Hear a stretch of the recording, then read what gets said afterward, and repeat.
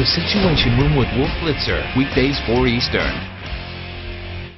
Your Majesty, thanks very much for joining us. Welcome to Washington. Thank you very much. It's a pleasure to be here. You have a lot going on, but education, especially educating young girls in Jordan, in the Arab world, in the Muslim world, that's your passion right now. You have a huge challenge ahead of you.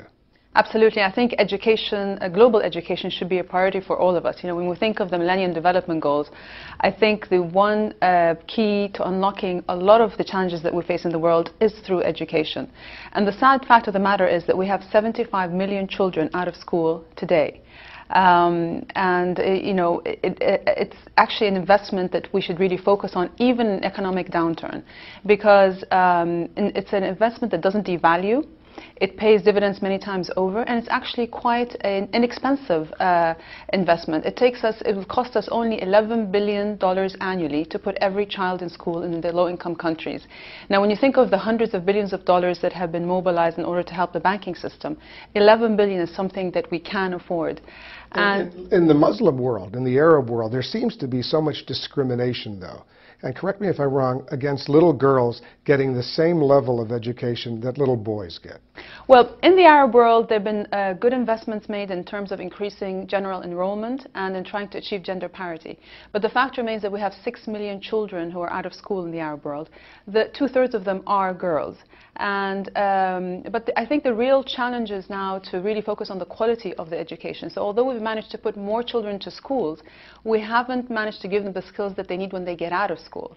And there hasn't been the link between the education system and the private sector, which means that 1 in 4 of our young people is actually unemployed. I know in Jordan you're doing the best you can, but elsewhere in the Arab world, certainly in parts of the Muslim world, there is this discrimination against girls. Girls can't even go to school, for example, in Afghanistan under Taliban-controlled areas. How big of a problem is this? Because we hear these reports, and to those of us in the West, it's a source of great outrage. Well, Afghanistan is an extreme case, and when you look across the Arab world, the situation differs in each country. But for the most part, now in the Arab world, there is an understanding that education for girls should be a top priority, and I think mindsets are changing in that regard.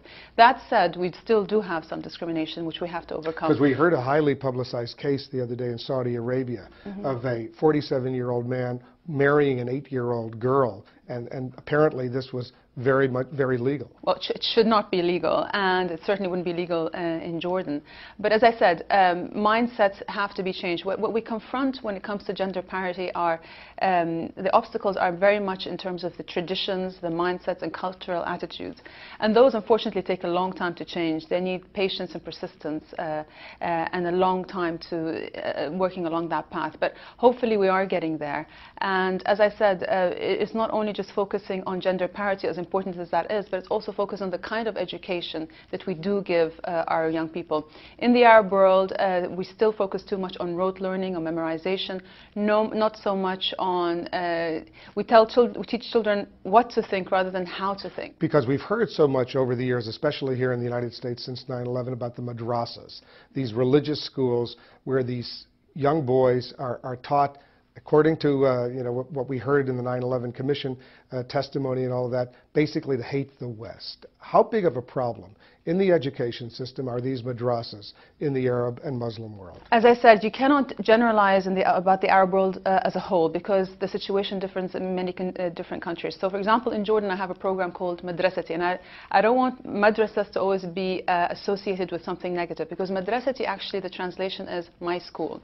And in that program, what we've done is we've done a needs assessment of the 500 worst schools in Jordan, and we looked at everything that they need, and then we tried to partner with people in the private sector, in government, in NGOs, and the community, try to help fix those schools and to really revamp them.